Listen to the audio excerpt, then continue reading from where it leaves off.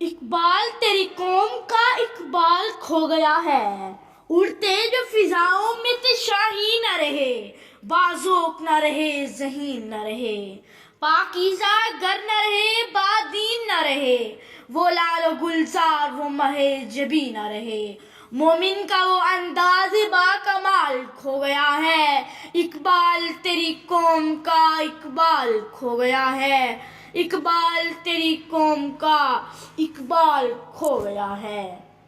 صدر محترم اور عزیز دوستو، یوم اقبال کا یہ دن ہم سے اس بات کا تقاضا کرتا ہے کہ ہم یہ بات سمجھنے کی کوشش کریں کہ اقبال کا ہم سے کیا تقاضا تھا اور انہیں اپنی قوم کے نوجوانوں سے کیا کیا امیدیں وابستہ تھیں۔ کیا ہم ان امیدوں پر پورے اترے ہیں؟ جی نہیں، کیونکہ آج کے دور کا نوجوان عجیب و غریب کشمکش میں مبتلا ہے۔ ایک طرف تو وہ مغرب جھوٹی چکا چوند والی تہذیب سے متاثر ہے، تو دوسری طرف وہ اسلام کے سادہ مگر ہماگیر اصولوں سے منہ موڑ چکا ہے۔ آج کا نوجوان مغربی تہذیب سے تو متاثر ہو چکا ہے مگر اسلامی طرز حیات سے بے راہوری اختیار کر چکا ہے۔ اسی طرح آج کے دور سے پہلے بھی گزشتہ دور کے نوجوان بھی اس بے راہوری کا شکار تھے۔ وہ مغربی تہذیب سے نہایت متاثر تھے، لیکن چونکہ اقبال یورپ میں اپنے 5 سالہ قیام کے دوران اس تہذیب کا کھوکھلاپن نہایت قریب سے دیکھ رہے تھے، لہذا وہ اس کے تباہ کن نتائج سے اچھی طرح واقف تھے۔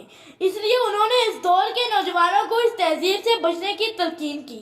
اس دور کا نوجوان جلد ہی اقبال کی اس بات کو سمجھ گیا اور پھر وہ بھٹکا ہوا نوجوان اقبال کا شاہی بن گیا۔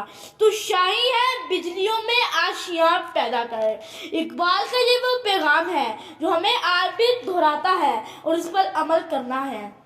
آج اقبال کو خراج تحسین پیش کرنے کا سب سے اچھا طریقہ یہی ہے کہ ہم اپنے اندر خودی کا جذبہ پیدا کریں۔ خودی کا جذبہ پیدا کرنے کا مقصد یہ ہے کہ انسان اپنے آپ میں عزت نفس پیدا کرے۔ خودی کا جذبہ پیدا کرنا کوئی مغربی تصور نہیں بلکہ اس سے مراد خود شناسی ہے۔ ہم آج اس آزاد مملکت میں سانس لے رہے ہیں جو اسی مفکر کی فکری کاوشوں کا نتیجہ ہے۔